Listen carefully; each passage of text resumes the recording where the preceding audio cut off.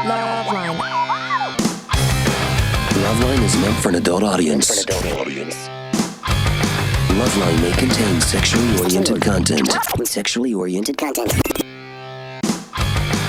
Listener discretion is advised. This is LoveLine. LoveLine. With Adam Carolla and Dr. Drew. Hey, everybody, it's LoveLine. I'm Adam. That's Dr. Bruce filling in for Dr. Drew. But don't worry, Dr. Bruce is a board-certified physician. He's an addiction medicine specialist. He's an ER specialist. He also is a specialist in removing tattoos with lasers, dermabrasion, all the stuff the kiddies are into. Welcome back to the show, Dr. Bruce. Thank you. You want to turn his mic on? Oh, it's on. It's on. Yeah. No. Something's on. Something's wrong. Unacceptable. There we go. All right. Tom Kenny is here tonight. Tom is, of course, the voice of SpongeBob and about 1,000 other voices. Tom is one of the funnier guys you're ever going to meet. I will say that. Well, no, not meet. I'll say work with, because I don't know how funny he is hanging out. But I did get a chance to see him work doing a. Is your mic working? Yeah. Hello. Is it working? How about mine? now? You want to move over here? No. We should share one. I'm loud. I can be out in the parking lot. Yeah. All right. We'll try your Turn SpongeBob down, please. Turn SpongeBob down. if I had a nickel for every time I've heard that. And turn Bruce up. Turn me up. Hello. It's all the way up. It's All right. Wow. Oh, it's broken? Yeah. I can fill for Bruce. All right. We I've don't had need anal Bruce sex and I anyway. passed out a couple times. All right. Well, it works for that. How quickly we thought on our feet there. All right. Anyway, Tom, good to see you. Good to see you, Adam. Bruce, you want to try that mic? Yeah. Hey, can SpongeBob say hi to my 5 and 8 year old? It's my 8-year-old's birthday tonight. Yeah, but he has to say something horribly demonic. I just It's to command them. God forbid they're actually listening, but my Worship the cloven hoof prince of darkness. Yeah, that's what I'm talking about. You know, Paramount wanted me to come on this show when the movie came out, and I said, do you guys really? Because I know there's no way to go on Love Lines and not talk dirty as SpongeBob, and then you guys will be mad at me, and you guys are the ones trying to book me on the show as part of your PR blitz. Right. that's the real evil. No, I would not force you to say anything bad in a SpongeBob voice unless you're talking to Bruce's children, in which case. My 5-year-old, I swear to God, he drank a Pepsi and he said, Dad, I'm going to drink a Pepsi so I can stay up and listen to SpongeBob. Wow, time for the addiction specialist dad to step in. Yeah. Scared me a little Pepsi bit. is a gateway drug. Is SpongeBob SquarePants the biggest cartoon ever? Oh. I mean, I know you don't want to. You don't want to say that, Tom. Biggest one I've ever done. Maybe you don't know that, but I mean, is it? It's huge. And, a lot of it is the parents like it as much more than the Right. kids. It's like, hey, kids, there's a new episode coming out. You want to, Yeah. it's Friday night. So. No, I know. I talk to my friends who are parents, and they really get into it, which did not hold true for the cartoons we enjoyed watching. Like, there's no way my dad's like, hey, is that Grape Ape coming on? Yeah, no way. When's McGill Gorilla coming on? Or how about Kimba the White Lion? That's a fantastic program. My dad hated everything that I liked as a kid, and I so wanted to, like my dad would come in and we'd be watching Green Acres or something like that, and he would come in and go, is this still on? It's like, yeah, Dad, it's on from 8 to 8:30. It's a half-hour show. He'd come in 5 minutes later. Is this still on? Jesus. Well, Right. cartoons. Half-hour, Dad. Right, Yeah. right.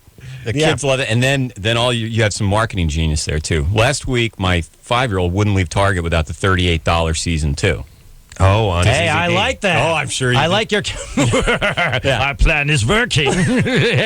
Now, Tom, how many seasons is it for you of SpongeBob SquarePants? 4 or 5? Yeah, something like that. It's hard because there's a new season airing now, but there was close to a 2-year gap between this current season and the previous one while they worked on the movie. So I don't really know. I sort of just go in, and then sometimes the gate is locked and we don't record. Is it? I know you're going to be modest here, but obviously, it seems like you could just call out your price and they'll back the Brinks truck up to your home. I mean, if you think about what makes a character successful. Obviously, animation has something to do with it, but the voice, the inflection, the acting, the ability to act, I'm guessing, too, that a lot of that stuff is your creation. I mean, I know you. I know you're a creative guy. I know you have great improvisational instincts. It can't all just be on the script. There's got to be a lot of stuff that you bring to it. Well, it's really collaborative. A lot of it was on the page from the first time that we came in, because the creator, Steve Hillenberg, had it so well worked out before anybody even came in to record. It was like J.R.R. Tolkien or something. Like he had everything, and beautiful oil paintings of SpongeBob's Pineapple House. Right. He really did his homework, but he's also very charitable about letting us mess around and find where the funny stuff is. Did you go in and just try out for it? Did they have other guys? Was John Lovitz in there before you came in there? Gilbert Godfrey? You know what I mean? Because there's. What do you think of this voice? This is different from what I usually do. I'm squinting. Can you see the squint on Mike? No, but it's always awesome when you find out that they wanted Robert Redford to play the part that Harrison Ford took in the first Star Wars, or some nonsense, not true. But whenever you hear these things, it's always they wanted Redford for SpongeBob. Oh, that's what I'm saying. Yeah, and he was busy with his little film festival he puts on. But no, did they have other people in mind? Did they have you in mind? How did it work? I've done hundreds of cartoons. Like if you Google me, it's frightening. But of all those cartoons, SpongeBob is the only one that I didn't have to audition for.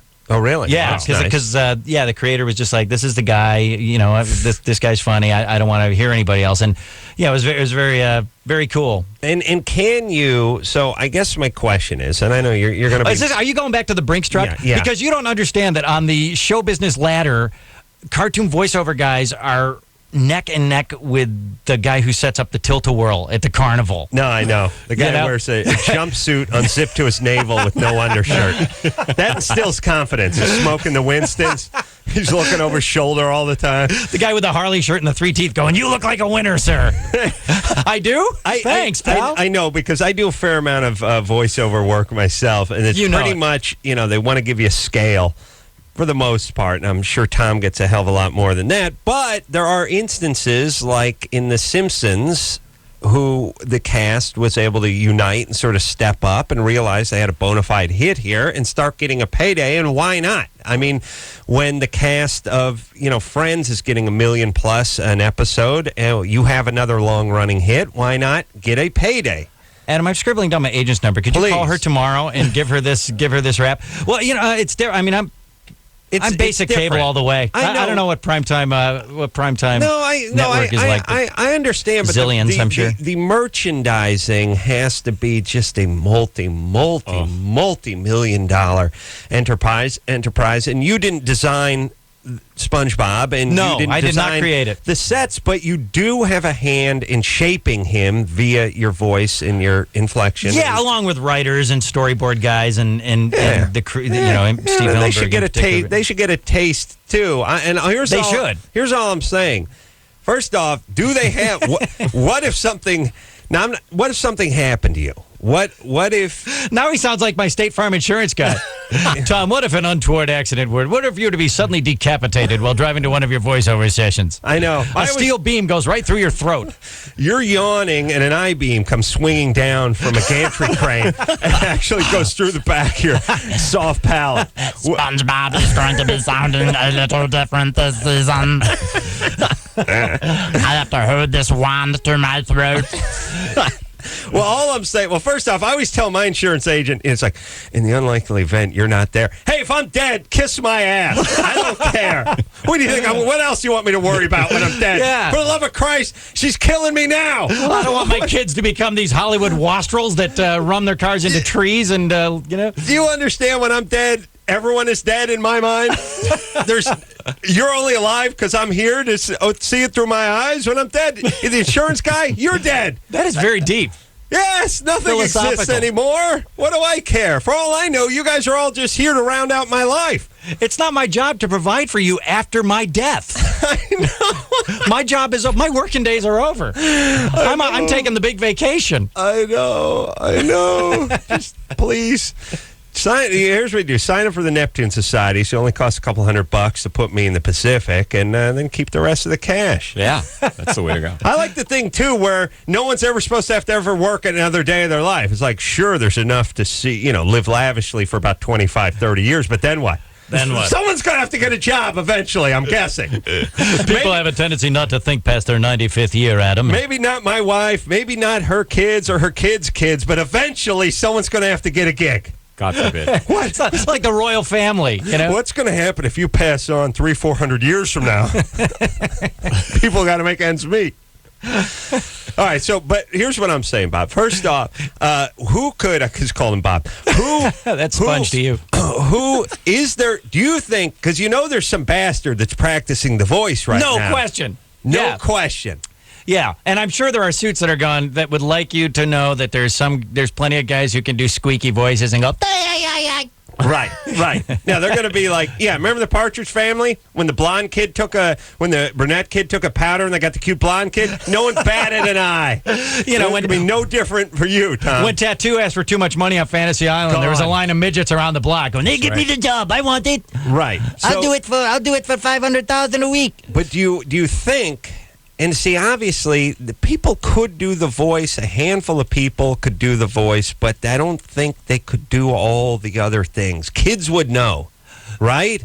Kids would know. That's very nice of you to say, and I appreciate it. But kids do know, and it's very funny. Like we know the difference between the two Fred Flintstones, right? Even though the guy that Henry Corden that recently passed away, in the last few weeks or month was Fred for much longer than Alan Reed was Fred. But Alan Reed is Fred. And as a kid, you could always tell the difference. And even though Mel Blanc did two distinct Barney voices, remember he did the sort of, "Hey, Fred," sort of voice the first season? "Hey, Fred." Then, hey, hey, Fred. They were both Mel Blanc. Right. But that's my point. It was weird for you to hear Barney speaking in two voices. Not the dinosaur, the caveman. By the way, you give that speech to the executives over at Nickelodeon, and they're going to all right, scale and a half. Right before they press the ejector seat button that shoots you through the roof of the studio. So all I'm saying is I wonder. I mean, I just feel how far can I push this, Adam? I feel like you're a huge part of the success of the character, and you should be adequately compensated. That's all I'm saying. This is like a honeymooners episode. Yeah. That's all I'm saying. That's it, Alice. I'm going to ask for a raise. That's right. I'm going to go in there tomorrow. That's right. Cut to Tom on my sofa. I think I can get you some work. Can you put primer on? How are you with primer? Living in a cardboard box under a bridge. That's all the sounds. All right, I wish I could do anything. I only get paid if it talks. Yeah, but if it's SpongeBob panties, I don't get paid. If they're talking panties, I get paid. But the deal is that you should be able to ride this one into the grave, right? I hope so. I know we're getting morbid here, but I mean, there's no reason why this train won't keep rolling for years and years and years, right? It's not really like a sitcom or even a drama in that there's a sort of arc and a swing and then it sort of just burns out. There's a natural life expectancy. This could go on as long as there's television. Well, maybe it's hard to track, because I've been giving it. I was telling the doctor before we went on the air. I've been giving it 6 months for 4 years. Oh boy, another 6 months, and now the new season is getting higher ratings than in the history of the show, which is just incredible to me. So, on the other hand, I know a lot of guys that used to be Smurfs and Ninja Turtles, back in the day, but everything's on the 20-year plan. You know what I mean? Like Strawberry Shortcake. Right, is huge again with little girls. She is? Yeah, she's huge. Yeah, she's really let herself go. Oh my! Have you seen Strawberry? She's been eating her namesake. Well, yeah. I mean, when your name is Strawberry, when the name Shortcake is right in your name, you know what I mean? Yeah, unless your name was John Corndog, people expect you to have a big ass. Strawberry fat ass just doesn't catch you enough. Well, let's do a little plug-in. And, I'm just, like I said, Tom, I'm looking out for you. I'm a big You're much fan. more of a businessman than I am. I have the business sense of like a 20s blues singer. I took the Blind Lemon Jefferson course in financial acumen. All I'm saying is if sometimes there's just not enough money to go around. But if other people are making money, you should be able to wet your beak. That's all I'm saying. Cool. All right. All right. My beak? Yeah. Okay. Is this Lucha Vavoom? Yeah, I guess we are plugging Lucha Vavoom. Which is the 29th and the 30th, which is tomorrow. Wednesday and Thursday. Wednesday and Thursday. At the Mayan Theater downtown. Have you been to a Lucha Vavoom No, show I have yet? not. It's the craziest, coolest, weirdest show. It's got Mexican wrestling from the 50s and burlesque and comedy. But is the comedy throwback comedy kind of stuff too, or guys? It's me.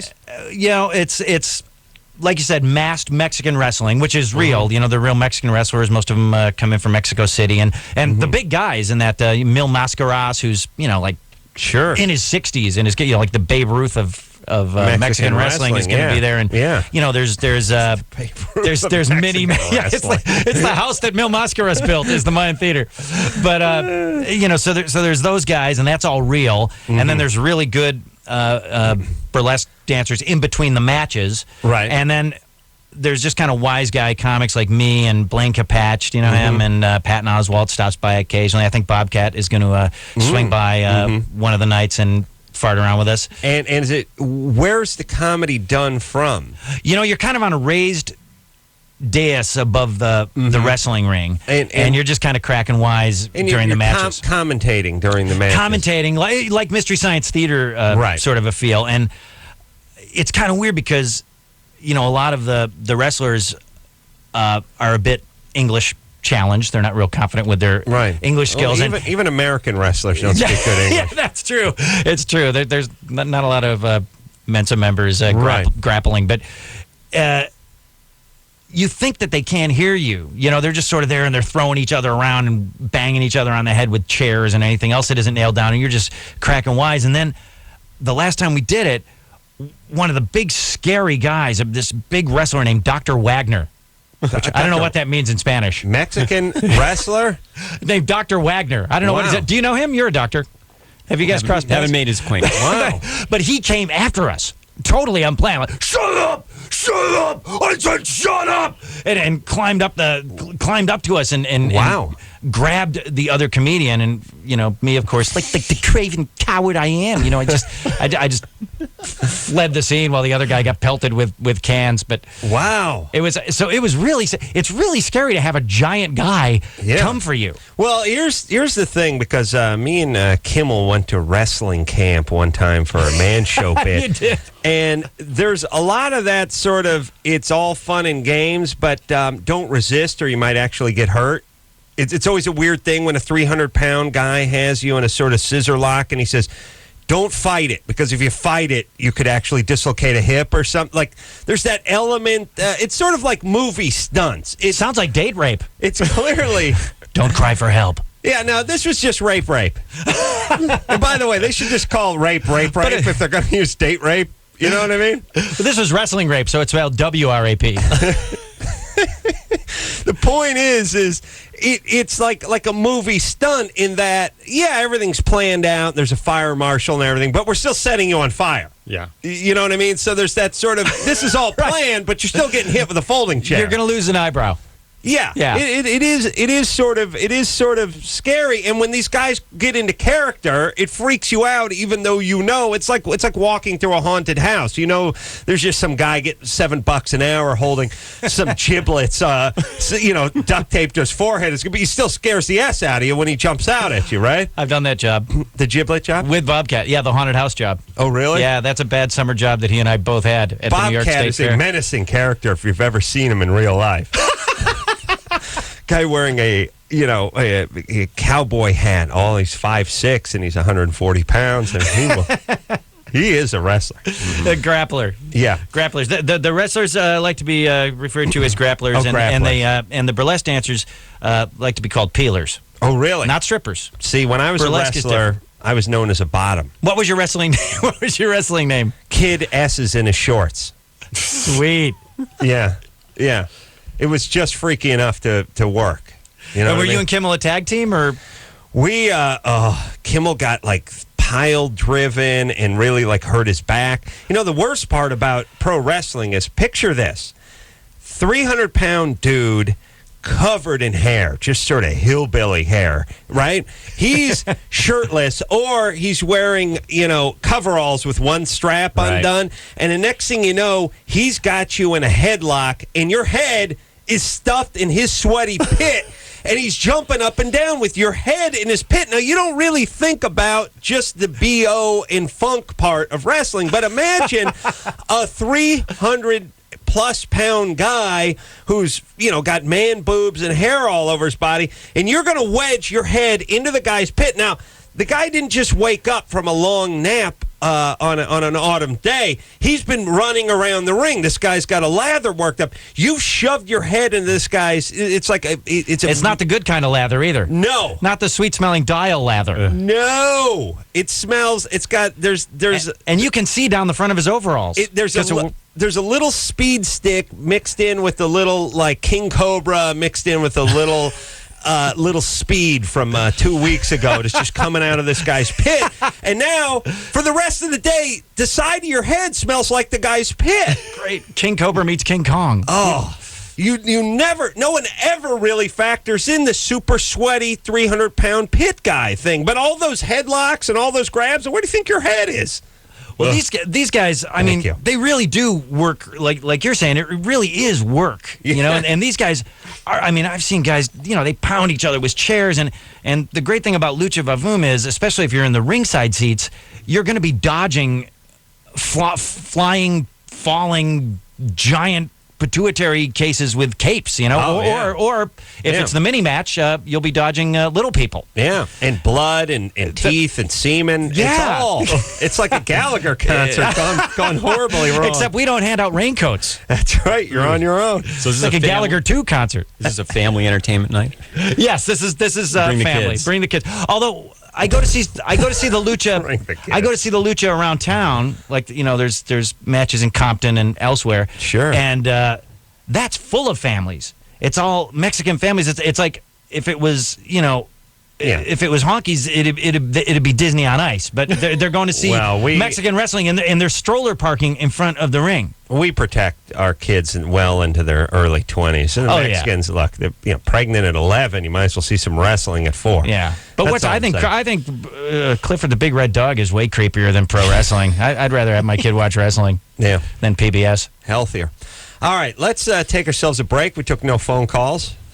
So far, so good. Yeah. Is that because no one's calling? No, they're all calling. It's just I'm into wrestling and SpongeBob. High liver count. Thinks about getting penis implants. All right, let's take one quick call just to say we did it. Colby? Yeah. 24? How's it going? Good. You're thinking about getting a penis implant? Actually, yeah. They're pelleted implants. It's not like an implant. Those. It's implants for her pleasure. Yes, you can have a dorsal fin on top of your penis, right? Yeah, that's the idea. Yeah. You have a qualified urologist looking into this for you? No, it's actually going to be, if I do it, it's a guy at a tattoo shop. Oh. Yeah. Well. But look, here's the thing about women. Women barely like a smooth penis. You dress that thing up with a bedazzler, and she may be out of there. You know what I mean? No one wants to seem like they're getting, raped with a hollowed-out fish, that the Mexican plays. They don't want a serrated penis. Yeah, rein it in, Shamu. Don't do it. Don't do it, Colby. Yeah, some parts of the body you have two of, like your arms or legs. You don't want to mess weird. up the... Look, it's just... Here's all I'm saying. If you do some kind of weird, aggressive thing to your penis, it is going to attract a very small percentage of society, which is nuts, by the way, and repulse a much larger group. Yes? Yes. All right. Tom Kenny is here tonight. He's a pro wrestler. Yes, I am. Who's here from Mexicali. He's here to promote Lucha Vavoom, which is going on at the Mayan Theater in downtown Los Angeles, Wednesday and Thursday night. Bring the Mexican kids. And those of you Anglo parents who don't want to take your white kids, I can rent you out some Mexican kids. You can bring them out, because I know you feel bad. It's 21 and over. Unacceptable. Is it? The Lucha Vavoom is. But the other stuff. The other stuff. The ones in the hood? Yeah. Family friendly. I bring my kid. Fantastic. Well, now, does your kid want to hear you speak SpongeBob all the time? Or is He's that so an over asshole it. you? Like, Dad, could you please not do funny voices in front of my friends anymore? Right. You're humiliating me. Yeah, Dad, stop. Yeah, like 3 blocks before the preschool. I'll get out here. Son, it's raining. I'm cool. I'll put the sports page over my head. I'm got it. All right, we'll take ourselves a quick break. Be right back after this. LoveLine will be right back. So get your problems ready. Heat things up with new Durex warming condoms. There's sex, and then there's Durex.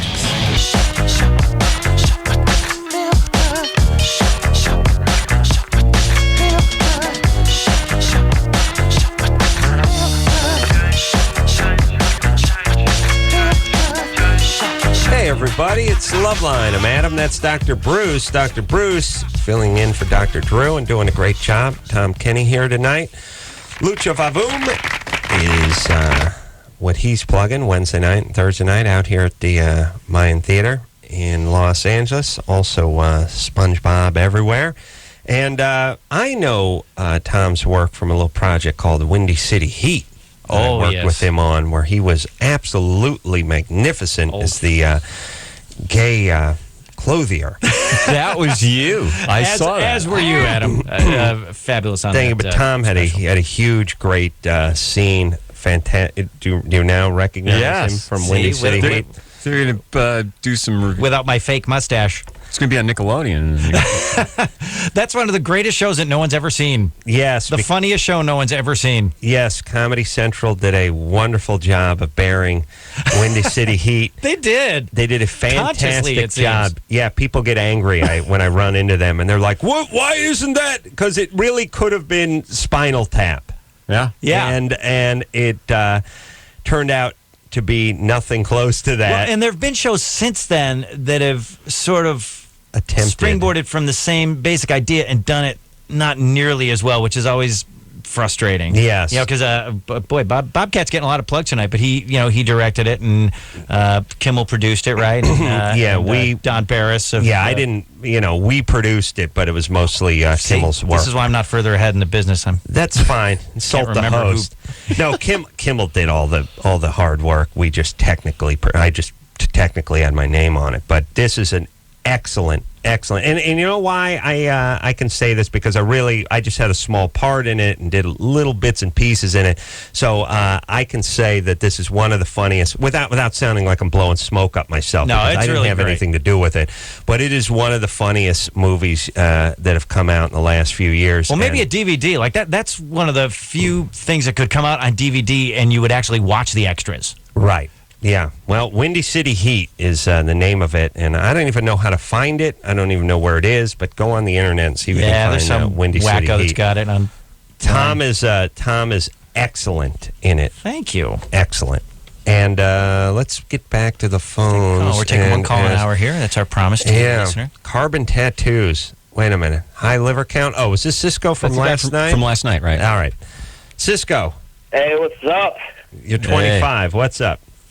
Nothing much. This is my problem. I went to my doctor about a couple weeks ago, and basically she took a whole bunch of blood samples from me, and they came back, and she noticed the numbers were regular, so I had to go back for more blood work.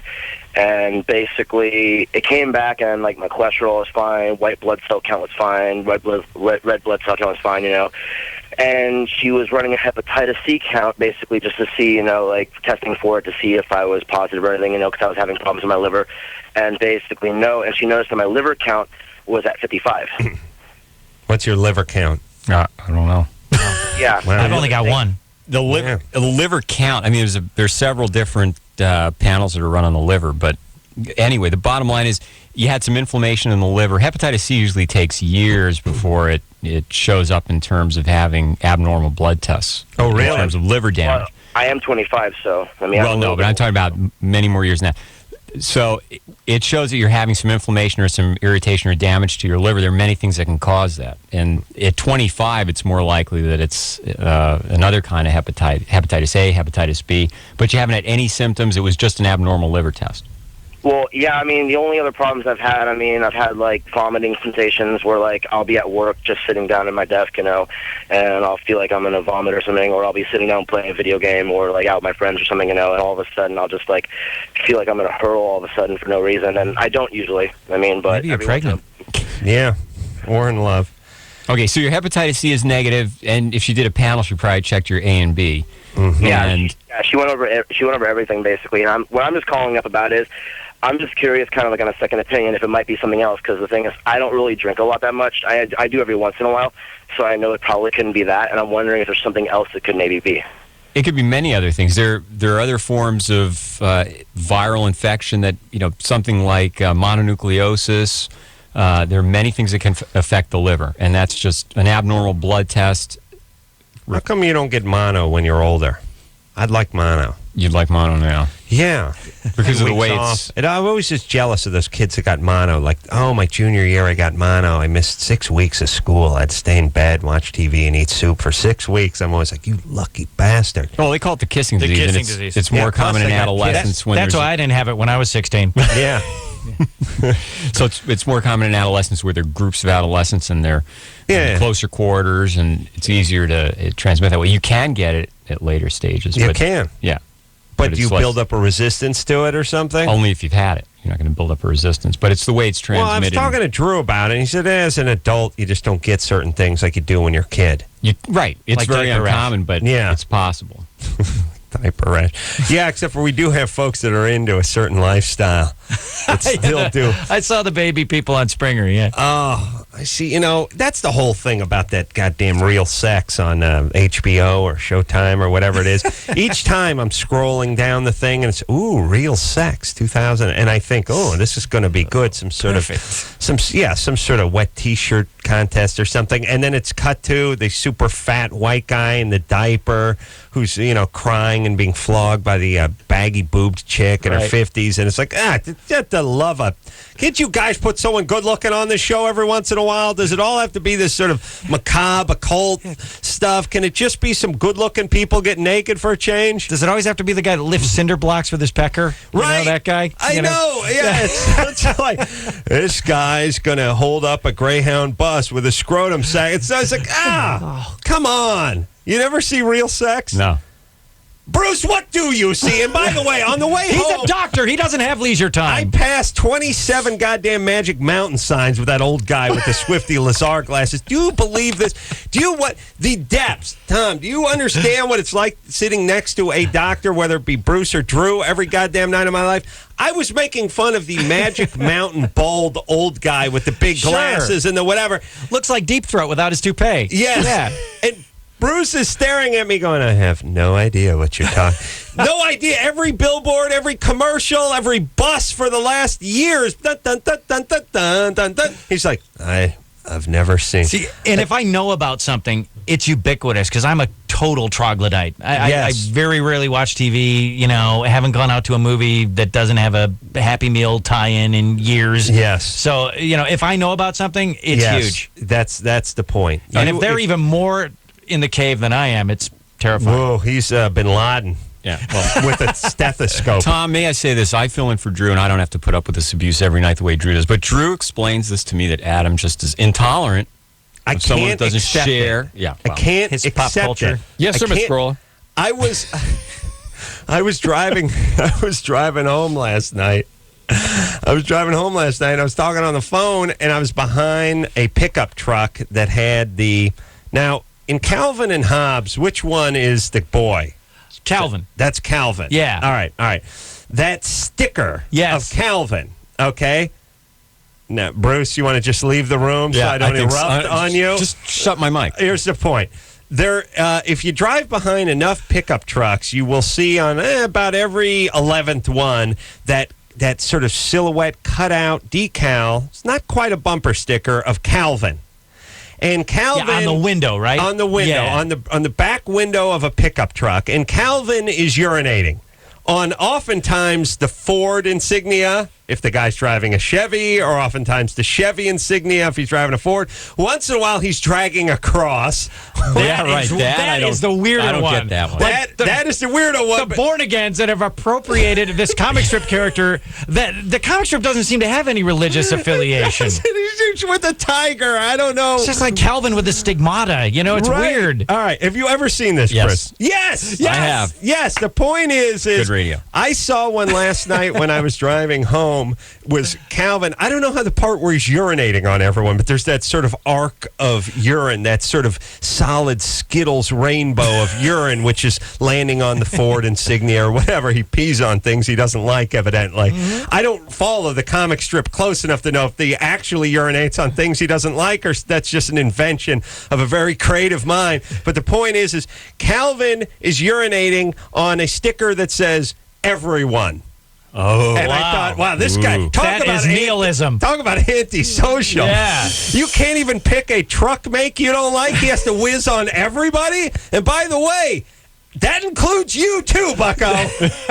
That guy even hates his own truck. Yes, he's whizzing on you, your truck, your mom, your deceased grandparents. All of them are getting whizzed on. And I just thought, how antisocial is this guy when That's I'm in bad. charge? But he at will least be he's followed. making a stand. Like, I hate, like, the bumper magnet ribbons, you know, Right. support our troops, you know.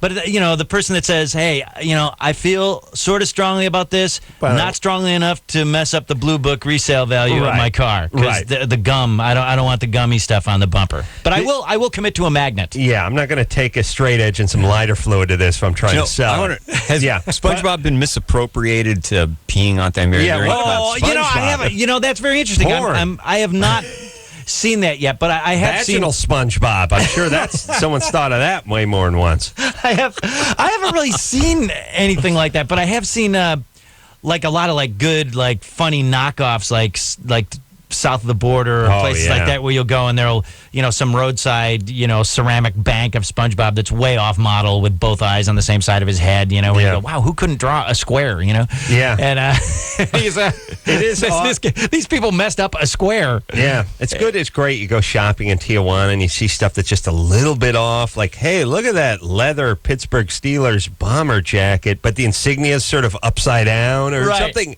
I don't even know if they have to do it for copyright reasons or it's just everything seems to be a little bit off. Yeah, you go to Asia and the T-shirts are like, you know, American sport team baseball Right. Now, league I saw, number one. I saw, we'll take no calls tonight, but I saw a video game. Jimmy and I were playing a video game once called Violence Fight. And I realized, see, bad Yeah. Asian translation. Everyone, it sounded good to everyone who was, you know, in you know, Japan doing the thing, but didn't really translate. All right, so here's the point.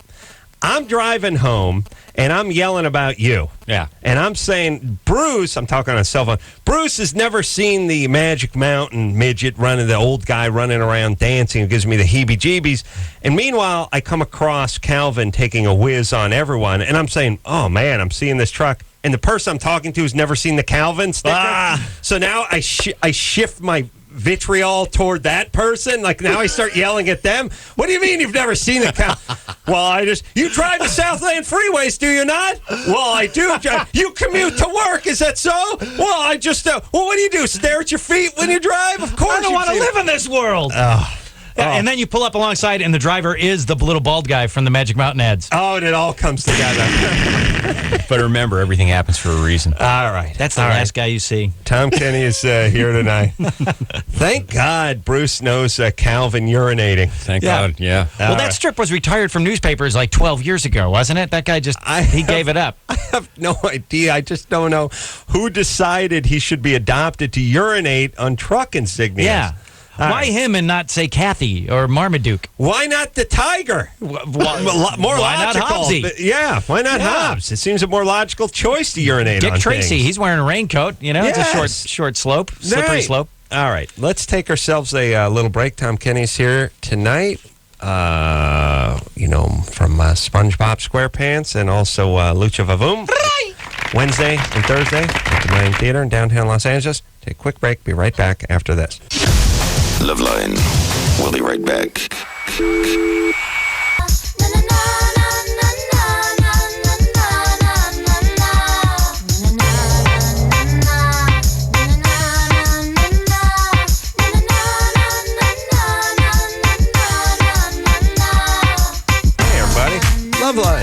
Adam.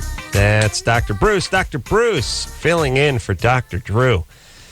Nicely. So we're going to do our second call or our third? Tom Where's Kenny Dr. here tonight. Drew? Yeah, I love that kid. that's my mantra. Bruce filling in and Tom Kenny here. You know him as SpongeBob and a zillion other characters. Shut up! I said shut up! Lucia Vavoom Dr. Wagner. is something he's working on, which at the Mayan Theater, 29th and 30th, Wednesday and Thursday of this week. And let's take a question for Tom. Jordan, Yeah? what's up, buddy? Hey, Jordan. Hi. What kind of implants are you thinking about? One calf, one boob. Breaking it up. You know what I mean? Nothing at the moment. Tom? Yes, sir. Hi. Hi. Like, why does, like, SpongeBob always, like, come on for, like, a month and then is, like, gone for, like, a year and then always, like, comes back? Like, is the show going to be, like, on solid now? I think so. I mean, I don't really know how network programmers think. You know what I mean? Like, I don't know whether they think that maybe it's too ubiquitous and they need to pull it off the shelves for a little while so that it doesn't. I don't know whether there's strategy involved or just ineptitude. I'm not sure. What about the animation? Is it done overseas? Yes. And how much lead time? I mean, it can be a year or 9 months or something. 8-9 months to a year, and it's the actual animation's done in Korea. And do we at a place called Rough Draft that does a lot of the animated shows. They're probably the biggest animation studio over there in Korea. But yeah, I don't know why. Yeah, it's weird. Like it kind of goes in fits and starts, and I never know what they're thinking. Are they also? Well, like when you get picked up for a block of them, how many episodes will that be usually? The 13. They'll just go up and go, "Hey, we're doing 13 more half hours." And is I always wonder why we can't speed up the animation process a little bit. I mean, I know computers don't quite cut it these days, but wouldn't you have thought 10 years ago or 15 years ago when the Simpsons were farming everything out overseas that, okay, by 2005 we'll have some sort of computer program that spits this stuff out, or we can do it here stateside, or the turnaround time will be 4 months instead of 9 months, but it still seems to be all about the same. Yeah, it's like when you're in a movie theater and you walk past the projection booth and there's still like some big contraption with like big spools of film going right, and it just seems like you're in 1908 all of a sudden. I thought we'd have like a probe up our ass and it would just it would actually project it on the inside of our eyeballs by now. Well, SpongeBob was traditional cell animation up until the last season or two. Like hand drawn animation. Now they're doing it computer. They are using computers to make it look like traditional cell animation, but it's still farmed out overseas. Yeah, well, I'm sure there's business reasons for that. Well, I mean, a lot. I mean, Kathy Lee Gifford. I always understood that this stuff was done overseas because drawing the cells was so painstaking and so time-consuming that the idea if you're paying the guy $9 an hour as opposed to $26 an hour, it's just that much cheaper. Now, what was the flap with Disney? They did the Pixar and they got rid of all their animation people, or I don't know what that was. Yeah, I don't know. I just drive around town and make funny voices all day and go home to my cave. I want to ask Jordan. You're 15. Yeah, you should be focusing on springing pubes and meeting young ladies, not when the next season of SpongeBob is coming out, Jordan. No offense. SpongeBob's choking over. So Jordan, I want. Yeah. Hello. Yeah, what's going on there, buddy? Virgin? Yeah. Shocking. I'm And also a Calvin and Hobbes fan, and in the comics he never anything. Why is he on every other pickup truck? Yeah, why him? Like, why did they pick on him? Yeah. There's a million other copyrights they could have infringed upon. Rex Morgan, MD. Should he be urinating on things? Mary Worth squatting over a Ford logo. Yeah, or Kathy. Drop a log on the Mopar emblem. Jordan, are you Lockhorns are risque. Are you a closet SpongeBob fan, or is it in vogue to let your friends know you're into it? Well, a couple of years ago, big fan, and then I keep on I always have kind of an eye out for it. All right. Yeah. All right. Nostalgia. And you're in high school now, though, right? Yeah. Just finished freshman year. All right. You're wearing long pants and everything. The braces are off. All right, buddy. Let's go now. Time for that the nads But to you drop know- and the voice to change. You could go to high school and be a SpongeBob fan, but you couldn't say I'm into Jimmy Neutron or something like that. Well, That's the yeah, or whole Dora. Yeah, I mean, Dora the the good Explorer. thing about SpongeBob, and I'm as amazed by it as anyone, seems to enjoy like enormous goodwill. Yes. Almost everywhere. Like parents seem to like it because it's not horrible. You know, like they can sit and watch it with their kids and it's not irritating. And, Right. stoners seem to like it. And, I get letters from, old people, like 95-year-old people in old folks' homes and guys in prison and Right. people like Jordan. No stigma. Yeah, there's no stigma. Yeah. Like he seems to get a free ride from practically Well, what's with the everybody. dominance of Plankton of late? Huh? oh, is Plankton featured in a lot of the episodes? I don't know. For just the writers going, okay, those writers. We're sick of these characters. sort of a Let's negative give somebody role else their- model. Yeah. Yeah. All right. Thanks, Jordan. Let's talk to. I just want to say real quick, John. I'm a counselor at a camp every summer, and the 17 and 18-year-olds seem to like SpongeBob more than anybody else. Yeah. See. That's cool. Yeah, but if an 18-year-old is into Dora the Explorer, you're in trouble. Yeah. Yeah. Yeah. They like punk rock and SpongeBob. Yeah, it's weird. It's because it was certainly not the plan. I mean, as far as we were concerned, we were making a children's show that was going to air on a children's network. There was no thought put in. Let's synthesize a show that everyone will love. Right. And all I wonder though. We got to take a break, but it started off. I mean, 5 years ago. Cable stations where, okay, chicks watch this one and kids watch this one and adult males watch this one. But I'm starting to figure out that people just can navigate the satellite dish and find the shows they want to find when they're on, and they'll watch everything. I think all those sort of experts turned out to be sort of wrong in the sense that people can change a channel. They'll watch Comedy Central for a half hour and then they'll flip on over to Nickelodeon and watch that. Yeah. Well, it's lucky for me that like people seem to like, at least in today's society, seem to just freeze in an infantile state that lasts their whole lives. You're right. Well, Which is good for us that do cartoons. we got to take ourselves a break. You got to get the Middle East some of that SpongeBob. I got to Yeah, believe they'd love it. They would lighten up a little over there. We'll No, not all right. we'll take ourselves a little break. We'll be right back after this. All right, guys, here's the deal. Looking to hook up? Call the Dateline. Sick of wasting time with the wrong person? Call the Dateline. One call's all you need to make. Call the Dateline. 1-877-889-DATE.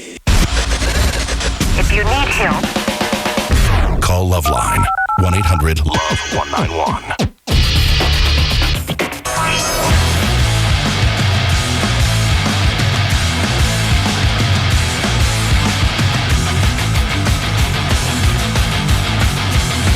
Yeah. Finally, something Bruce can bang his head to. It's Loveline. Phone number 1-800-LOVE-191. Tom Kenny's here tonight. You know him as crowd. SpongeBob, and also you can find him this Wednesday and Thursday at the Mayan Theater in downtown Los Angeles. Lucha Vavoom is it's pro wrestling. Sex and violence. It's beautiful, beautiful semi-naked women dancing. Bring the kids. Come on down. Also, touring around. We're going to be in Chicago and Toronto, Vancouver, Seattle, Yeah. San Francisco. Chicago on September 16th, which is Mexican Independence Day, I'm told. Oh, it is? Yeah, that's what I hear. We were there on Cinco de Mayo, and it was crazy. So, yeah, they're starting to take it around. Well, I'll tell you. Let me just say something to our. We have a large Mexican fan base. Friday's coming up. Mexican Independence. Go ahead and loosen your tie and crack a beer. Enjoy. Come on now. You really have to convince these people that loosen up the tie, put down the slide rule, and crack a beer. Stop holding back. And just Slide enjoy rule. yourself for a change. You know what I mean? Yeah. It's Friday. It falls on a Friday this year. You know what I mean? Go to work, and when you get home, go ahead and have yourself like one Miller Lite, watch a little TV, Let your and really hair just down. let your hair down. Come on. You know what I mean? Don't be so uptight. We got to teach those people how to party. There goes the fan base. What are you talking about? I'm saying. You're I give supporting them it. lessons. Yeah, you're right. Yeah. All right. What are we talking about? Anarchy. Anarchy? Anarchy. And SpongeBob. Let's Anarchy. talk to SpongeBob is anarchy. Sean on I am an animal. Sean 19. Sean? Oh. Yeah. Oh, shut up. Only 19, and he Was he smoking? can almost something or operate a drinking? phone. Yeah. Sean, were you really doing a B-load? Yep. Wow. Wow. Well, that is answer. Yeah. This can't be a tattoo question. What's your question? Hey, Sean.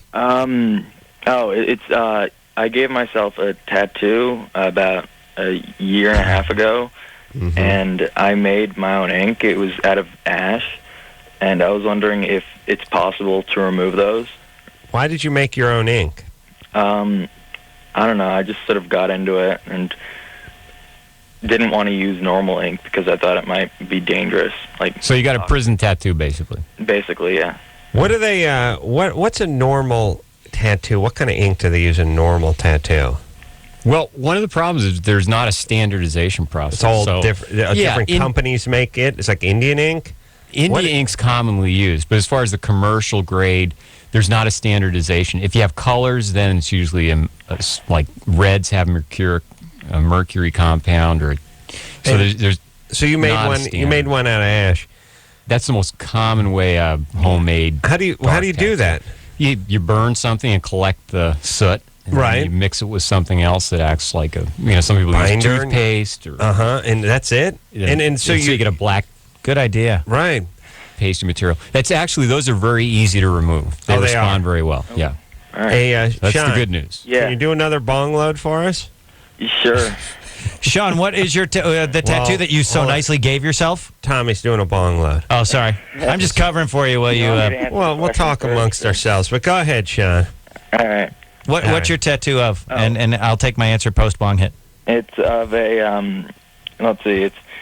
It says "Still in Love," and it was just for a girlfriend who, by the way, is in love with SpongeBob. Shouldn't you have given her the tattoo? Yeah. Yeah. Right. She got one that said, still effing Sean's friend. Was a little response. He wasn't I wanna ready see for other it, too. people. 'Cause he rolled his sleeve up and showed her that. She pulled her pant leg up and showed her the still effing your best friend tat. It'd be funny if someone's ready with their response tattoo. But still in love is great unless it's still in love with Margaret. Yeah, that's reusable. That's recyclable. Right. Her name doesn't appear in the tattoo, right? Right. Sean, is her name in the tat? No. All right. See? Then all you just keep that hidden from all your future girlfriends and just unveil it at the precise moment, baby. Right. On the I second did this date. for you. Yeah, Right. the second date. I did this for you. You're in. Right. So- Yeah, I know.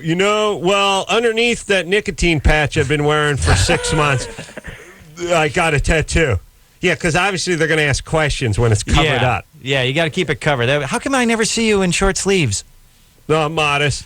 I have huge guns, and I want to intimidate Track other marks.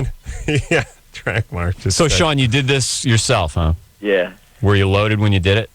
Yeah. Okay, so the artwork's not exemplary, huh? No. Okay. No, not really.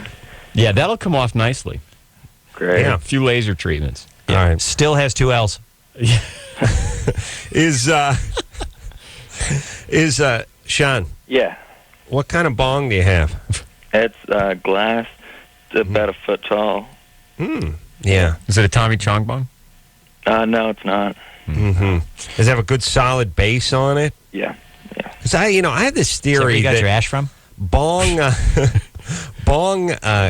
manufacturers were like in cahoots with the Stanley Steamer rug cleaning company or the rug doctor or something, because every bong that I ever saw was 4 feet tall and had a base that was about 1.25 inches and would immediately be knocked over. Like someone would set it down on the carpet and then would immediately get toppled, and then the whole place needed to be cleaned. Like it was Bongy Bubbler meets Stanley Steamer. it was no, but it was like people say, listen, these snack companies, they're in cahoots with the beverage companies. They make everything too salty, and the next thing you know, you have to drink a 6-pack of Cactus Cooler just to take the edge off the pretzels. I think bongs and carpet cleaning companies are in.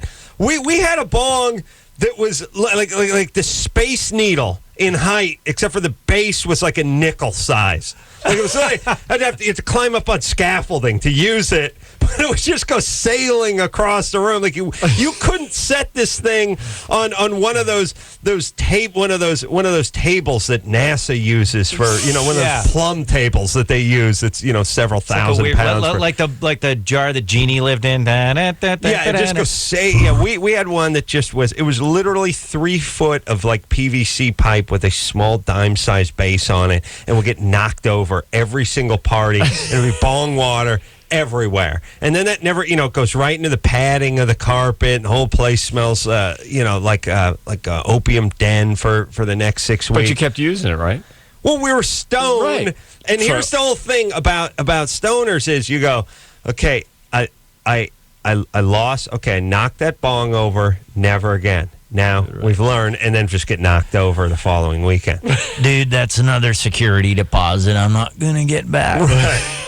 Bongs should be shaped like pyramids. You know what I'm saying? Maximum power?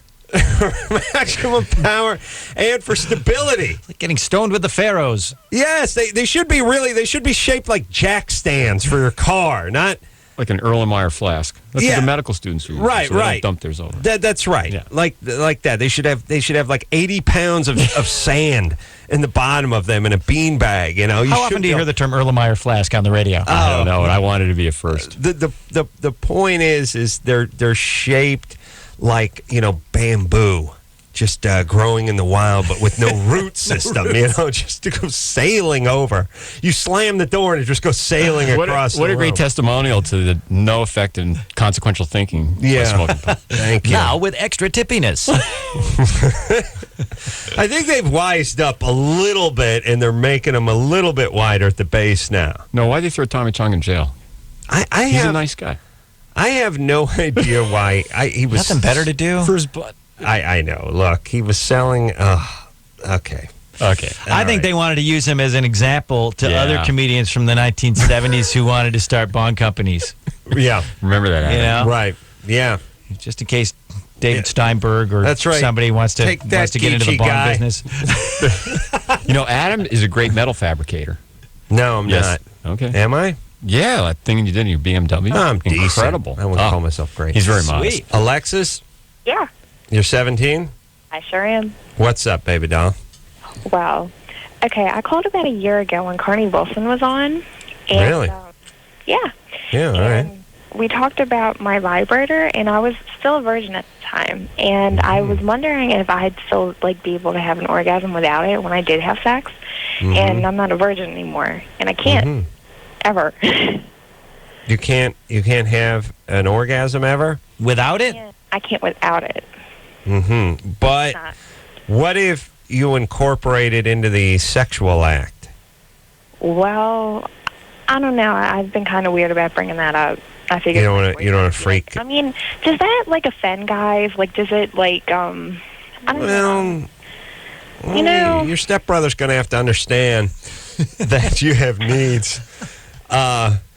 No, I don't. It depends. It really depends on how evolved the guy is. How old is the guy? 19.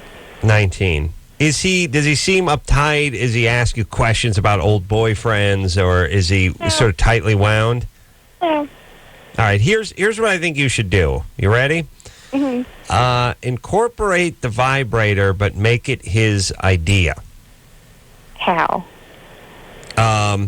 Well, you're going to have to bring it up. You can't use the one, the sort of high mileage one that you keep in the sock drawer. He's going to have to go out and buy you a new one. Okay. Yeah. I have mixed feelings about talking to 17-year-old minors about this, but... she's 17. She's 17, but she's sexually active. What are you going to do? Notice how the cartoon guy is totally sitting this way out. Yeah, go ahead. I'm kind of naughty talking about this in front of SpongeBob. Oh, I'm so embarrassed. But I think Adam's right. Guys can get insecure about that, so you have to make it seem like his idea. Just play the dope card. Yeah. I wonder if there's some sort of a device that would, I don't know, shake around or vibrate in a way that would increase. Do they make anything like that? Right. And then he'll feel like Johnny Man of the World when he says, baby, as a matter of fact, there is a product that would meet that particular need. Right. It's called a toaster oven. It's called a toaster oven. Let's go open an account right now. Here's the thing, and let me explain both directions. I think what a guy doesn't want to see is you pull out something that looks like it's been, around the world a few times, that you may have used, certainly without him, maybe with other guys before him. Travel stickers on it, like a valise. Like Bugs Bunny's steamer trunk. Yeah. You know when Bugs Bunny would smack the baseball so hard that it would actually circle the glove and come back with all the steamer stickers on it? Here's my point. Oh, what happened to the old cartoons, the classics? The classics. What happened to the classics? Now we got SpongeBob. Oh, for the love Kelvin of peeing on Christ. things. The point is make it his idea. And for guys that are trying to get one incorporated into the bedroom when it's the guy's idea to bring one out, don't do that. Honey, we're going to the dildo shop. You got to go out and buy one. You got to hide it. You have to break it out, not at the dinner table, but when things are getting intimate in the bedroom. You see, because if you just announce to most women, at noon on a Tuesday, hey, we want to hit the sex shop, they'll be like, no, I don't want to do it. If you sort of slowly incorporate it into the act when you're halfway into the act, they'll tend to go along with it. Well, I think also you're dealing with concrete thinking adolescence. And if she pulls something out, there's going to be a direct comparison in size. So she doesn't want to get something that's too large either. He's going to get it. That's my diabolical point, and think it's his idea. But don't turn it into a date, like the shopping experience. No. Yeah. Dildos. And here's the... We've been the leading name in dildos for over 45 years. It's dildo dealing days. Come on down. Come down to Crazy Dildos. Well, $1 over MSRP. Yeah. And no credit, bad credit, foreclosure. It's the biggest dildo auction in California. I like those. I love those auction commercials because it's like that 55-foot cruiser, that vessel sold for $1 because only one guy. Oh wow, yeah. Awesome. All that weird stuff is at the Fairplex in Pomona. Yes, yes, at the Fairplex in Pomona. Yeah. So here's the other thing too, and the other thing that's weird about women, which means they're totally different than guys, is women can have great orgasms with a vibrator on their own for years, but when it gets incorporated into the lovemaking, doesn't work at all, which is something that guys could never understand. Do you know what I mean? Yeah. It's like if you had something, It's me, isn't it? Yeah, it's like, I know it's me. I'm failing you somehow. If you're a guy who digs watching porn, and all of a sudden your girlie says, go ahead and put some porn on while we do it, that's good on good, right? That's even better. Women, not the case with the vibrator. Women is like, oh, it's awesome when I'm alone, but if he holds it, it doesn't work. And What Alexis, is that? You never want to preface going for the device. You never want to preface that by saying, this isn't working. Hold on. Right. And then rummage around, in the closet, Right. Oh. Yeah. Draw me a bath. Let me just mop up. Hold on. We're going to the bullpen. Yeah. Let's go and put your windbreaker on and hit the what's pine. the matter? Honey, is there anything I can do or say that would... That's fine. So make yourself a sandwich. Watch yourself some SpongeBob. Draw me back. I'll be out in a short 10. Bradley? Yeah. You're 26? Yeah, sorry. What's up? Gazoon hype, Bradley. Thank you. What's up? I haven't had sex for about 4 years now. Mm-hmm. And I seem to remember... sorry, guys. Mm-hmm. I seem to remember my penis being a lot bigger than it used to be. And I'm just wondering if there's atrophy of the penis because it hasn't been used in a long while. Well, you haven't had sex in 4 years, but you have seen your penis, have you not? Right, and that's my point. Is that it looks You're allergic to it, apparently. it looks smaller than it used to be in my mind. Like when it's flaccid, it looks smaller than it used to be. Mm-hmm. And I don't see it erect all that often because I don't masturbate. So Why not? First off, we could never hang out. Ever. That's number one. Number two, why? Look, as a 26-year-old male, you should see your erect penis every morning as you whiz into the sink. That's right. A great diving board sound. What else is going on? Have you been depressed or had some sort of trauma? I just he hasn't had sex in 4 years. Of course, he's depressed. Right. Stupid question. Okay. Well, wait a minute. Hold on. I don't understand. Do you have a medical condition? I don't think so. Maybe it's just an innie. How do you not have an erection every morning as a 26-year-old male? I see it like erect like once in a while, but like in the morning, like obviously. If I did have it erect, I'm pretty asleep, so I don't really pay attention. I just kind of pee in the dark, I guess. All right, hold on a second. I have to sort you out without you cluttering my thought process. A lot of guys just don't pay attention to that, or no. Is that true? Well, is that possible? If I do the water displacement test with mine every morning for graduated cylinder. Right. Just like your Bunsen beaker. Well, that's what he's doing. And I drop it into it. And look, something is wrong with Bradley. Yes? Yeah, and it's not penis size. No. There's something else going on. Bradley. Yeah. Is this a put on? I mean, is this a bogus call, or do you rarely see your erect penis? He's turning to you for help, Adam. I see it like, as often as somebody would, just having like in the morning or something. But my question is more about the flaccid state. No, but what about masturbation? When's the last time you masturbated? About 2.5 years ago. 2.5 years ago. Are you... Well, I don't want to ask that. And what? Why have you stopped over the last 2.5 years?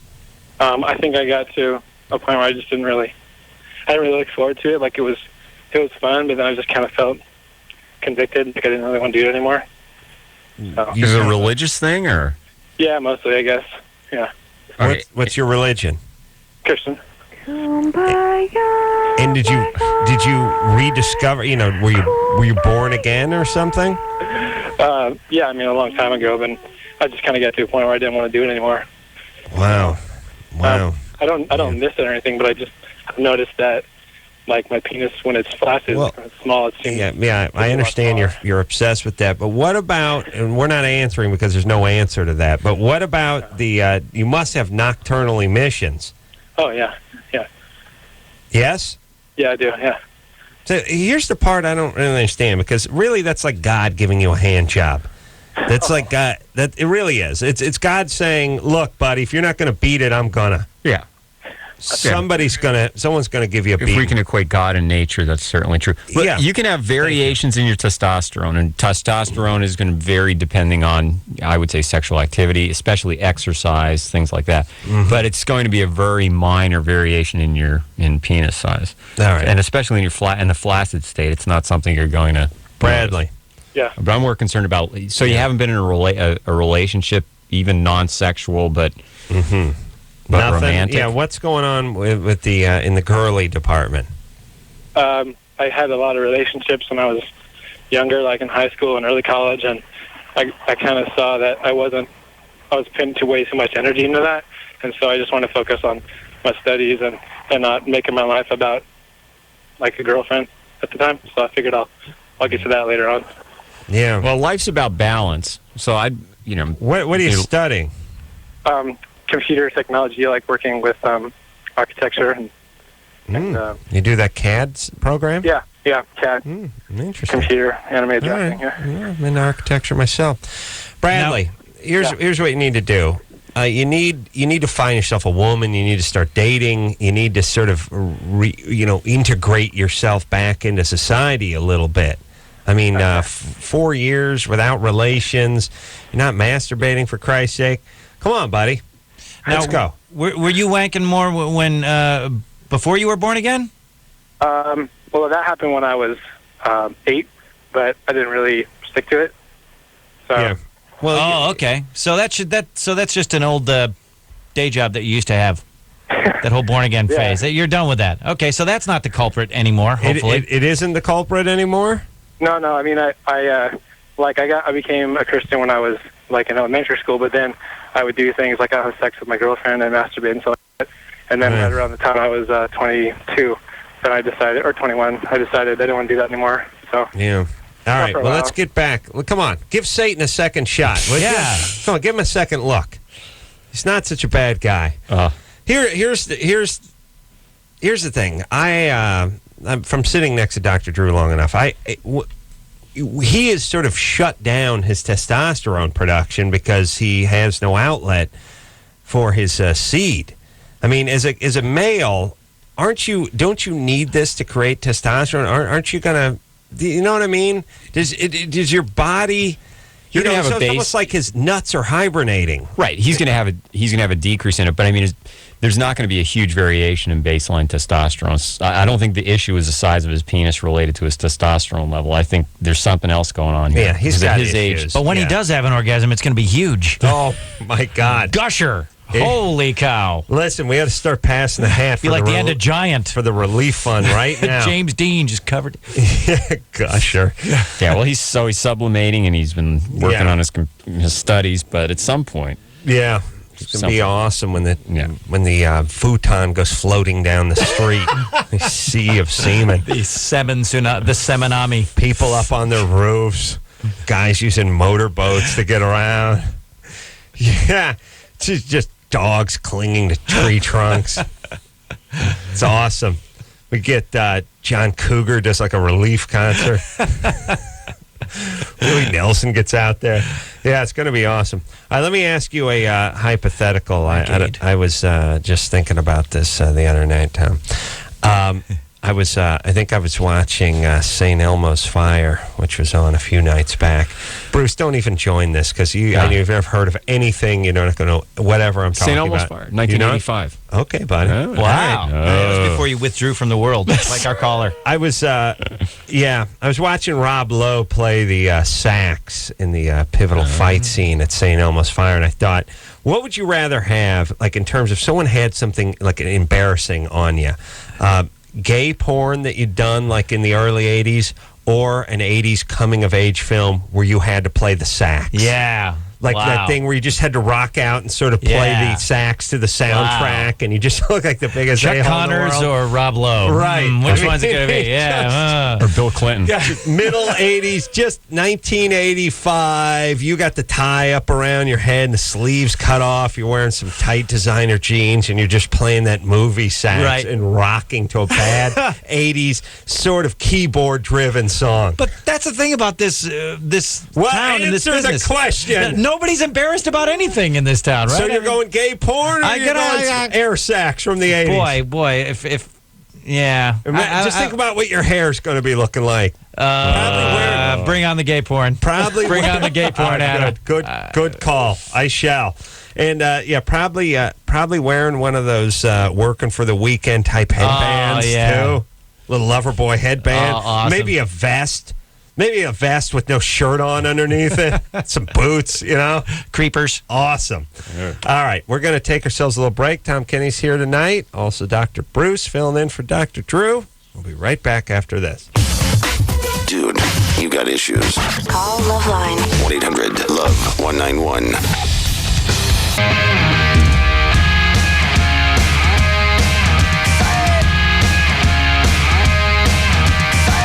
Hey, everybody, it's LoveLine. I'm Adam. That's Dr. Bruce, filling in quite nicely for Dr. Drew. Tom Kenny's here tonight, known as SpongeBob and 1,000,000,000 zillion other characters, both on and off camera. Yeah, huge. My Life with Morrissey. What is that? Isn't it weird when the stuff that prints out when you type your name onto a computer? Right. Wow. These are shorts. I'm basically a guy that can't say no, Adam. That's what that very thick resume means. I'm not good at saying no. Yeah. No, why not, though? Like, here's the thing about voiceover work. It's easy. You don't have to put on any makeup. You show up, you get a little paycheck, you go home. Oh, listen, I know is Commander Nebula. Oh, yeah. The Starfleet Command for many years. See, people think it's easy, and then they come, then they show up at a SpongeBob session and see me like screaming like James Brown for 4 hours with veins popping out on my head, and they're like, "Oh, okay, you sort of do work, kind of." So your friends bring their kids to watch those sessions? Oh yeah, it's scary. I mean, a bunch of actors in a windowless, airless room screaming. What happens if a kid sees SpongeBob cursing? Oh, I think you're talking. They wind up trauma. You know, Worship the cloven hoof prince of darkness. Do you? And by the way, for kids, should you? I know it's great to go see SpongeBob being voiced over, but should you do that to your kid? You know what I mean? Isn't it sort of like seeing the Easter Bunny with his head off? I was thinking that when my 5-year-old called me on the way here, and he said, "Can you ask SpongeBob to put his costume on or his uniform or whatever?" So he realized that you were the uniform. voice. It was bizarre. I said, "Well, can you call in and ask him?" And he goes, "No, Dad, you got to ask him." So, wow. So I was thinking the same thing. It's got to be traumatic. Well, it has to be a kid who's old enough to understand that cartoons are voiced by grown-up people, grown-up actors who make the cartoons are drawings. They have to understand that cartoons are drawings and not real things, you know? Well, I've caught him watching Cartoon Network. This is Adult Swim. Yeah. Animated in Korea and voiced by guys who didn't get laid in high school. Exactly. But that's all right. They're printing money now. Yeah. Sound a little jealousy there. Now look at me. Now I'm hosting Lucha Vavoom. That's right. That's it. Yeah. See, kids? Now disconnect. That's it. Don't listen to your guidance counselors. Make funny voices. Host wrestling shows. That's right. I've had to do some career days, and it's like, you know, me and the ROTC guy and the FBI agent and a computer programmer, and then the cartoon voice guy who never did a day of college. And you're like, did you guys know about any of this when you invited me to career day? Yeah, tell them to drop out and hang out with Bobcat. Make money doing all the things you got yelled at for in school. Listen, I did, there's nothing better. I actually spoke to the business students at the business school at USC. Oh. And did an hour with those guys. You get to blow hard for like an hour. It is awesome. And they're trying to ask intelligent questions. Yes, and I'm just like, my ass doesn't stink for a whole hour while 19-year-olds just look up to me. Unless you're Arnold Schwarzenegger, then you get booed for the entirety of your speech. That was a great clip. Nurses and teachers make too much money. A boo! Ben? Yes. Hey, I was, Adam! Corolla! Oh, Tom is going to love this. Yeah. Tom, you got to work this into SpongeBob. I said shut up! Here's the thing. I want the game Marco Polo. Yeah? I don't want the game modified at all. I like the game. Yeah. I want the Marco Polo name changed to Adam Carolla. I like that. Yeah, it's time for a change. Summer's heating up. You know, Marco's had his, you know, he explored the world. He had his little day, 900 years that WAP's been in the ground. Time for a change. It's time for a change. I'm Step up to the plate, America. Also starting a smear campaign that says he was like a pedophile and a racist and all this kind of stuff. Never left his backyard. They owned slaves back then and all that stuff. And yeah, all his travels around the world, unsubstantiated. It's like Baron Munchausen. That's right. A lot of hearsay. Ben? Yes. Go I ahead. had a question for Tommy, but you already kind of covered it with talking about his extensive career. I had seen him in Comic Book the Movie, where they actually filmed at San Diego. Yes. And one of the things I was wondering now, though, a new question, have you ever autographed body parts? No, I don't think I ever have. I have not had the Lycissian experience of autographing a like a boob or something like that. Yeah, but no, you know what? No one's. It's just never come up. Luckily, no one has ever asked me. I get a lot of a lot of color form sets and beach inflatables, coloring books, but never a boob. Ah, okay. Hey, Adam, I'll probably call back in a couple of weeks when I'm at Anthrocon, a furry convention. Oh, really? Maybe give you the deal, give you a little down on what's going on there. Yeah, I'm interested. Please do. Those furry conventions. Yeah. People dress up like chipmunks and then bang each other. We have a lot of fun. Don't knock it. It's a lot of fun. You meet some interesting people. You know, I had sort of a weird furry type experience, down in front of the Chinese theater there on Hollywood Boulevard, where they have your favorite characters from films and television. Sure. There's a SpongeBob guy. Oh, and really? kind of a grungy Yeah, it's Homemade looking. It's always sad because Aquaman is just wearing yellow sweats and he's got a load in his pants and it's weird. Everything's is there anything sadder than a superhero in a sort of effed up thing with a lot of dingleberries and stuff on it, where the guy's not really like a filling it fallen out? superhero. He's wearing a fanny pack and he's smoking. It's a disaster. And he's not wearing the real boots. He's just got street shoes with like the weird Tom McCann's vinyl spat thing wrapped around, like a Santa Claus costume that you buy at Walgreens. Right. You know, the fake boot toppers. Right. Yeah, I'd say that stuff needs to be sanctioned. Well, I walked by the SpongeBob guy. It was kind of it was my wife and kid and I. We were walking down. We were seeing something at the Kodak or something, and the SpongeBob guy kind of. I'm like, oh my god, he seems to be coming over here, but I'm a voiceover guy. There's no way. Right. He probably can't even see out of that costume, let alone recognize me, who am not even an on-camera person, really. And he just got closer and closer, and it was kind of creepy. And he was it was obvious that he was following us. Mm-hmm. And then he sidled up to me and right through the nose of the costume, which is where his mouth was inside it, said, "I know who you are." Wow. I know who you are. Wow. It was just. It probably, I still think about it. It probably feels like you need to be eliminated. Yeah, so the real SpongeBob could take over. Exactly. Well, sometimes at 4 a.m, I still wake up screaming Serial with that killer. memory. Just, yeah. I know who you are. I used to. I almost took a job in the early '90s with a place called Party Pals, where you had to dress up as like Ninja Turtles and stuff and go to kids' parties. Oh. And $50 a pop. You go to the kids' party and dance around like one of the turtles for a couple hours. Yeah, and, those people earn their money, man. They had this awesome rule where you had to put the turtle head on before, block away, because they couldn't see you pulling up, holding the turtle head under your arm. Yeah. But you had to figure out how to drive the car with the turtle head on for the last 2 blocks. It was a disaster. What was the deal killer? The deal, what ended up happening, well, the deal killer for me is my buddy Paul was going to an audition for Party Pals, and you could have been, you could have been Batman, you could have been one of the Ninja Turtles. Now I'm sure you'd be SpongeBob. And they take these poor out of work actors and they pay them $50 to go to a kids party, but you got to go pick up the uniform and swab it out and then return it, and it's like. But to an actor, it's like, well, I'm not slinging hash and I'm not digging ditches. This is kind of an acting gig, I'm entertaining at a party. Yeah. So I went down to. So I was like, "Where are you going?" He said, "I'm going down to audition for this Party Pals thing." So I was like, "All right, I'll go with you."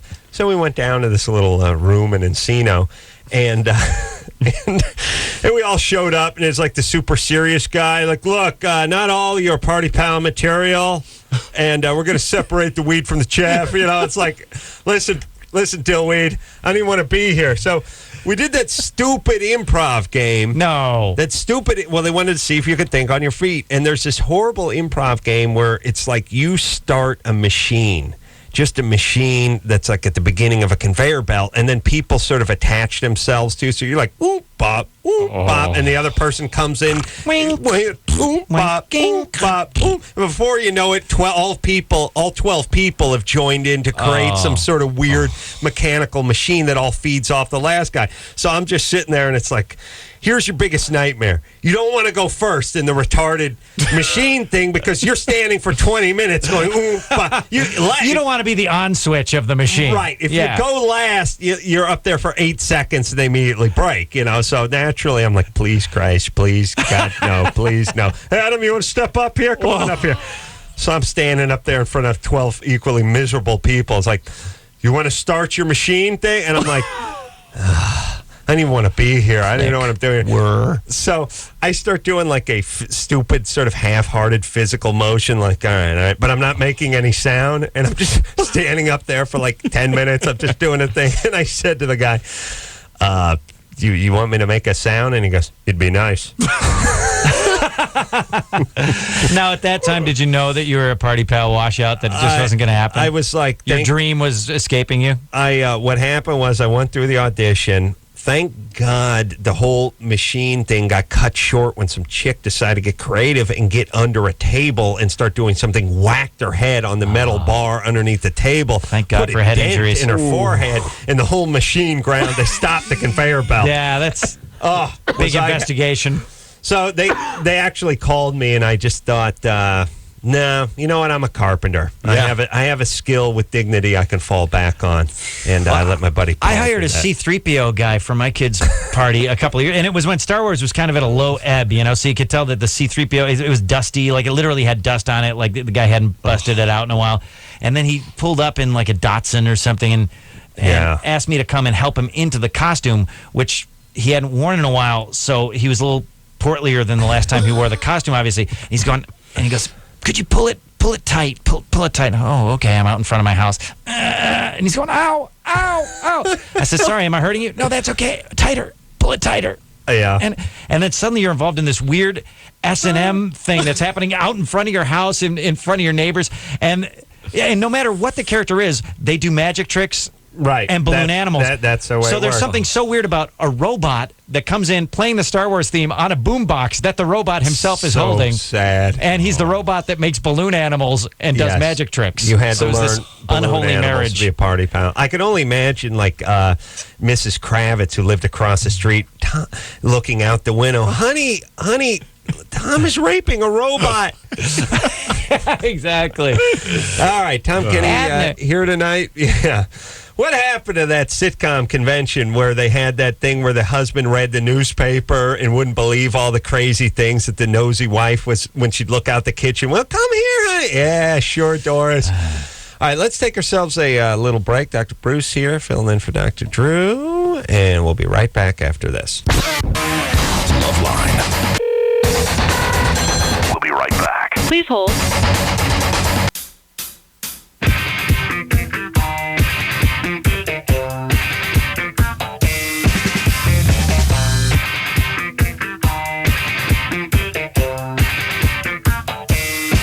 I want to hear this. Why is it quiet? Hey, everyone. Hey! It's LoveLine. Yeah. Little Green the Acres great Vic thing. Mizzy. Tom Kenny's And a telling us clavinet. how much he loves Green Acres. The best show ever. And great score, right? Listen to that Vic Mizzy score. And you never hear a clavinet anymore, like that weird instrument that goes wow, wow, wow, wow, wow, wow, wow, wow. Right. Now it's been replaced by Kenny G's Wuss. I still, the SpongeBob theme is the greatest. Oh, thank you. Well, it's you know, Is that on a public ukulele domain or sea what? shanty with a ukulele and traditional Hawaiian lap steel. Oh, I love those things. Yeah, like a scores steel the show. guitar. Steel Yeah. guitar. Let's burn through a couple of more calls. Bruce in for Drew. Becky, Yes, 18. yes. What's up?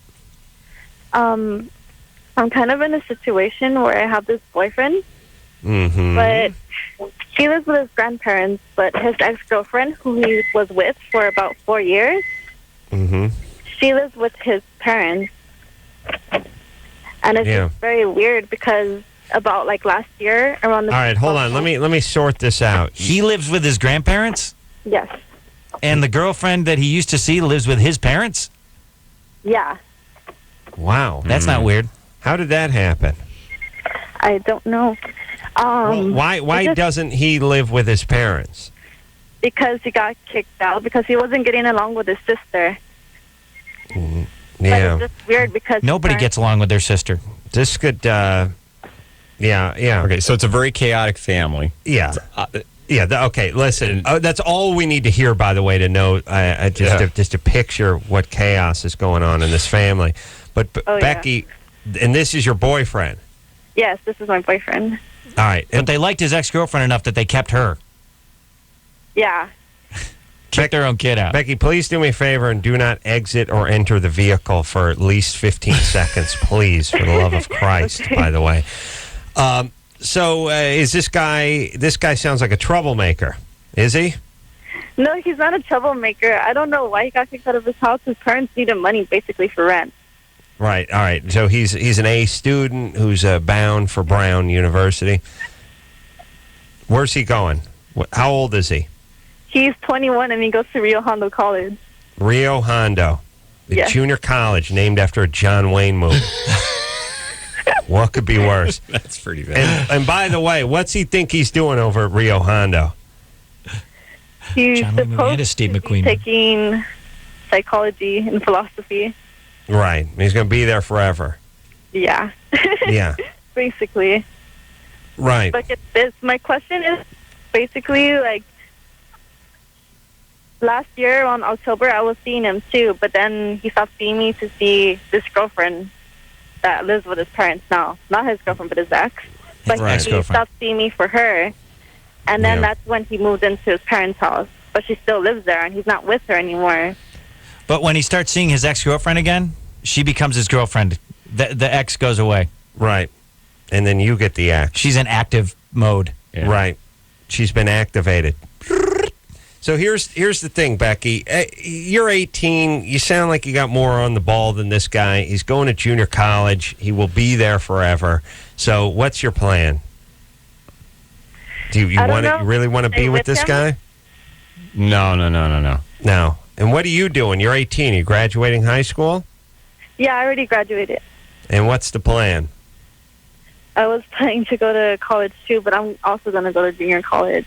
But I'm Right. just in a situation where Yeah. You're in a situation. Why would you stay with somebody? But by the way, hold on. Let me just say this. I'll hold your ears, Engineer Chris, who's I don't know, who's 29 and still going to junior college. Please hold your ears. It's good times, no, man. he's Yeah. not 29, he's Look, 21. all people who are planning on going to junior college, why don't you save yourself some time, hit yourself on the head with a frying pan or an iron skillet, and throw yourself into the La Brea tar pits? Is a much more fruitful activity. If you just want to fester somewhere for 10 years and not get anywhere, why don't you do it over in a beautiful setting over on the Miracle Mile there in Wilshire? Okay, and then what about dump yourself into a pit filled with tar, or do you really have to just hang out with stoners who couldn't cut it in college? But Becky's chasing this guy who intermittently dumps her, and she's wondering why. Becky, you need to find you need to get a job. What are you into? What do you like? Hair, nails? What are you into? Well, I wanted to go to cosmetology school. That's what you need to do. Yeah. Okay. So Becky, you're in a relationship that's abusive by definition. Look, Okay. go to- you got to get out of this, and you got Go to to- find out why you're attracted to a Go guy to that's beauty school and forget this guy. Is your dad not around? No, I never met my dad. Shocking. So this guy becomes your dad. And how about your mom? Just a cavalcade of crappy boyfriends? I actually don't know my mom either. I live with my grandma. Okay, have you Oh, gone to therapy? Have you gone to a counselor just to talk over what you're doing? Because you're making choices that are going to ruin the rest of your life. You're not ready to pick a guy. You're not ready to, and this guy is just going to be a disaster. You need to get away from straight men for a while. So I think cosmetology school is the perfect joint to hide out in. And there's wisdom in that advice. Becky, I'm going to go out on a limb here, but I'm almost never wrong. Yeah. Junior college, abusive boyfriend, doesn't know either parent, living with grandparents. You're Jewish, aren't you, Becky? No, I'm not Jewish. Oh, I tell you, I'm 100. Adam's never wrong. I'm never wrong. Darn it. I'm never wrong on this one. Next time for sure. Wow. Knock me over with a feather. All right, well, Asian? No, I'm Hispanic. I can't believe it. There goes the whistle. All right. It defies the numbers. I just got to go back and recalibrate. Everything I know is wrong. See? Everything I know. Becky, forget about this junior college. You go to beauty school and forget about this guy, all right? And don't get pregnant. And I'll take your word on that. your parents were drug addicts. That doesn't mean you're not worth loving. You understand? Yeah. So, Becky, do you understand that just picking this guy indicates there's a severe problem here? That's enough. Look, her parents both abandoned her. Right. She's got to get some therapy. Needs therapy. Forget junior college. Forget about it. When I'm in charge, we're going to turn them into prisons. And I'm not even going to move out the populace of the college. They'll be in. What about the junior colleges that advertise a high rate of transfer to UCLA? High rate is 4%. Well, junior college, isn't that just like, I'm not ready for senior year to end yet? Right. I want to go through my senior year for a few more years. I don't want to work. I don't want my stepmom to kick me out of the house. I'm going to go waste away in junior college for a few years and do nothing. Well, I figure out my plan. Who are you kidding yourself? The reason you guys aren't in regular college is because you're horrible students. You think that's going to change when you go to junior college? No. You're wasting your time. Did you know the guys that they go through, get loaded for a couple of years, get a 2.0 average, and then not tell the next college they went to that they'd been in junior college partying? All I'm saying is we act like we're doing everyone a favor, and we applaud. I'm the only one who ever yells at anyone to get the F out of junior college, stop wasting my tax money. Everyone's like, oh, you're going to college. That's wonderful. No, it's not. No, junior college Chris. ain't college. Get out of there. He's 29. He's still going to junior college. Get out. I turned off It's an abyss. All right. Huh? We'll take ourselves a quick break. Be right back after this. All right, guys, here's the deal. Looking to hook up? Call the Dateline. Sick of wasting time with the wrong person? Call the Dateline. One call's all you need to make. Okay. Call the Dateline. 1-877-889-DATE. If you need help, Call LoveLine. 1-800-LOVE-191.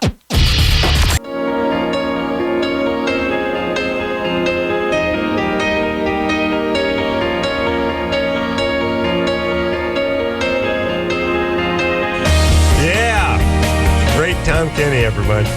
What a thinker.